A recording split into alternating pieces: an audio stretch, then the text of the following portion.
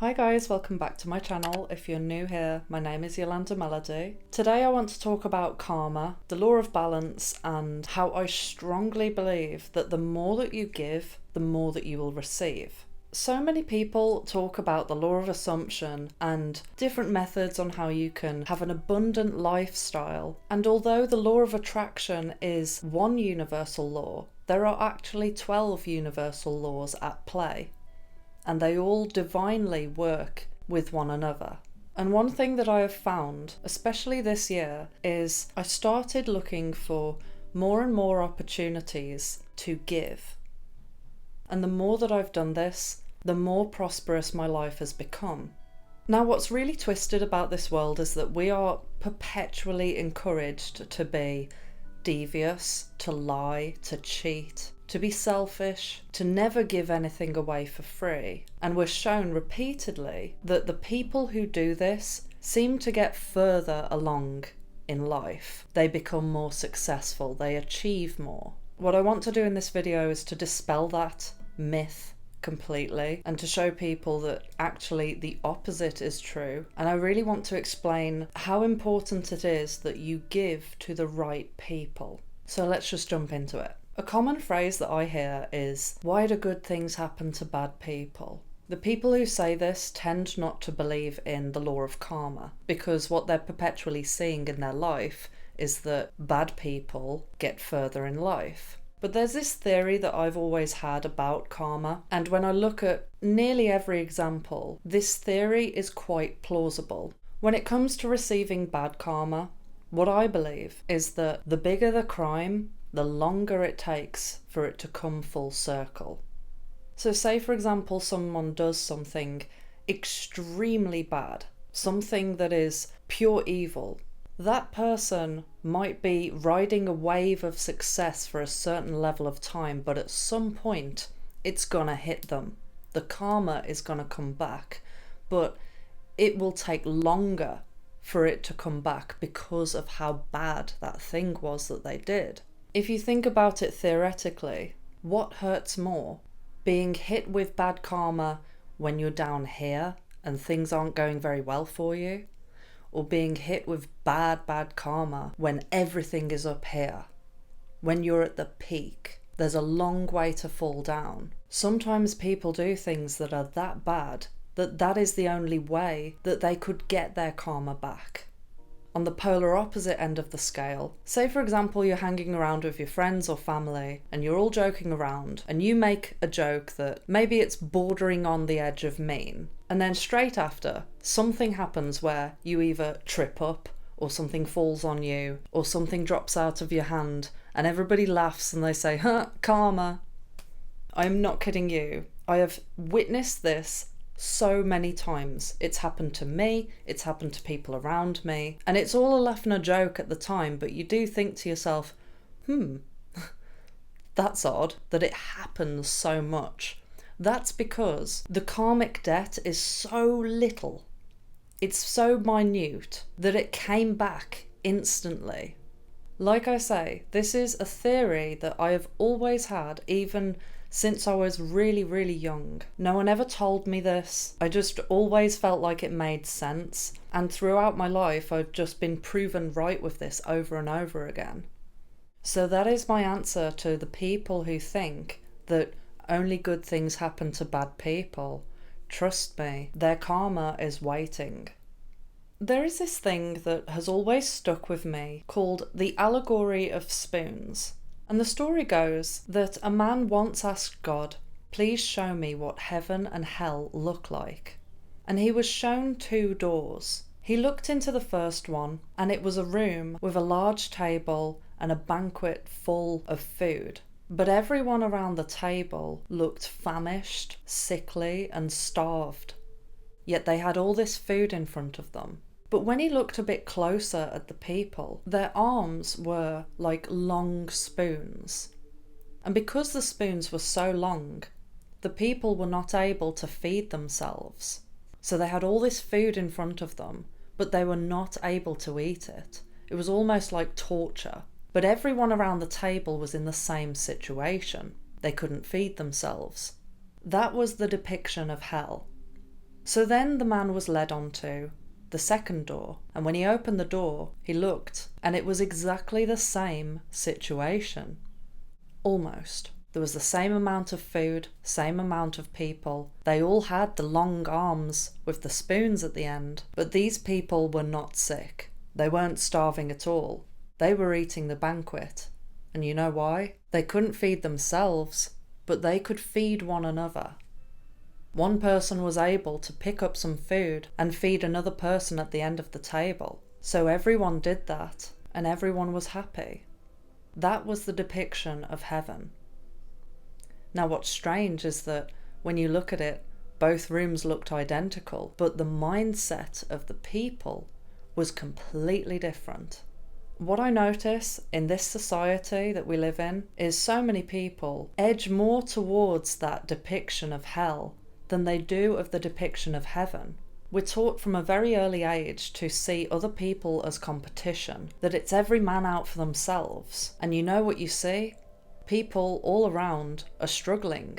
And it's really frustrating because when you look at so many situations, you think, wow, if people actually pulled together, trusted one another, put their differences aside and worked as a team, they would achieve so much. They would get so much further. But of course, the dogheads don't want you to do that. But what's funny is that when you look at them, the rulers, they know this, and they all scratch each other's backs. They all work as a unit. That's what kind of makes them as powerful as they are. One thing that I want to mention that is really, really vitally important is that when you do give to the right people. Or creatures. I know a lot of people that already do give a lot to others and they expect nothing in return. With some of these people, what I notice is that things don't come back to them. Instead of them being selfish, they're actually on the complete polar opposite end of the scale. And when you look at these situations, you'd think, well then karma's not real, because otherwise that person would be getting all of their good karma back. This is what I want to explain. You can give to the wrong people, and if your gift is not received with gratitude, then it will not come back to you. And that's why I would say to people, only give if you have the means to do so, and only give to those who are grateful. When you look at it this way, that the gift has to be gratefully received in order for it to come back to you, just look at all these situations, look at examples in your life, and you'll find time and time again that this proves to be true. This also works in line with your relationship with God. When people talk about manifestation, they say, oh, express gratitude. Do you know why? Because the more grateful you are as a person, the more that will come to you. That's why every single day now, I'm constantly thanking God for all of my blessings. In fact, I acknowledge that I have so many blessings that I couldn't even begin to mention all of them because there are so many. When I think about times in my life where I have been feeling the opposite of abundance, where I have been at a loss, it has always been at a time where I've felt very ungrateful. And if you think about it, why would God want to give to someone who is not grateful? A lot of the time when I talk about my spiritual concepts, it's actually very logical. The problem is that the whole structure of this world is based upon immediate exchanges. We have a monetary system which is put in place so that people have a guaranteed return on whatever they are giving to another person. Now, I'm not an extremist. I'm not saying that we should abolish money. But what I am saying is that because that is part of our entire life structure, many people develop this mindset of, I am not doing anything for free. I want an instant return on whatever I am giving out. And progressively, society has just become more and more and more selfish and greedy. People have no faith in spiritual concepts. They have no understanding of universal law. It's not taught in schools, obviously. But the sad thing is that if everybody knew that the more that you give out, the more that you will receive, if everybody was able to trust in that and trust each other, the world would be such a different place. The world would be a better place. But I'm not just saying to free willy-nilly throw all of your money away, give everything away. You don't have to deplete yourself in order to give. And I would never recommend to deplete yourself. So here's some examples of how you can give to those who are grateful. Give to nature. This is something that probably so many people don't even think of.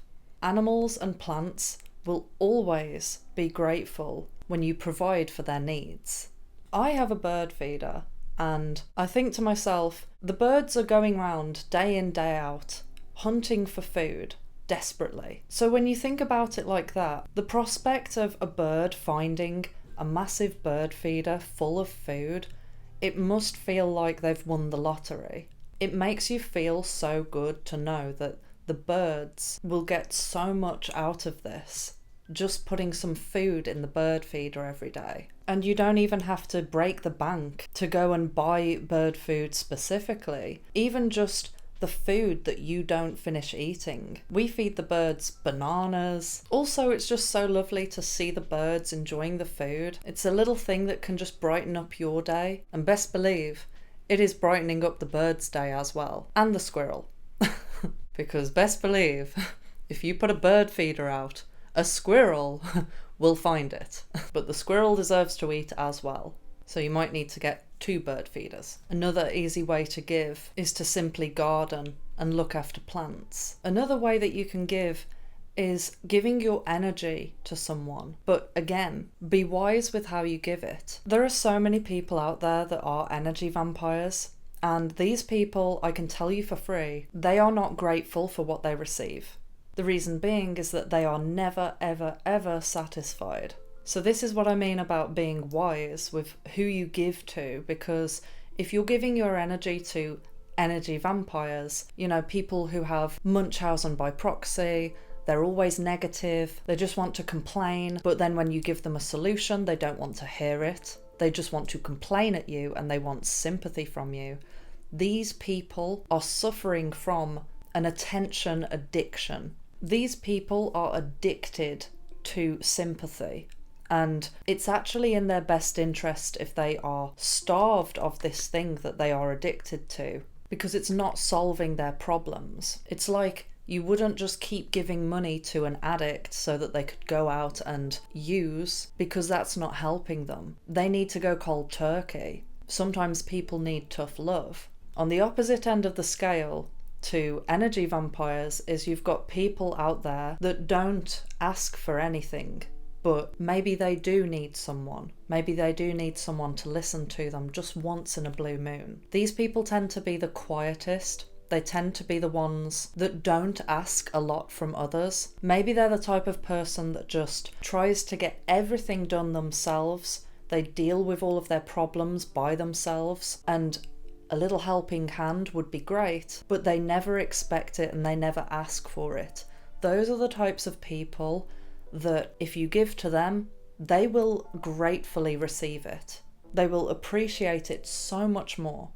And that's the thing that I've been focused a lot on recently, is just every single day I will look for opportunities to brighten up someone else's day, because A, it feels good, and B, I know that it'll come back to me in one way or another anyway, but even if it doesn't, it still feels good. Giving a compliment to someone in the street. If you see someone in the shops and you feel like giving them a compliment, do it.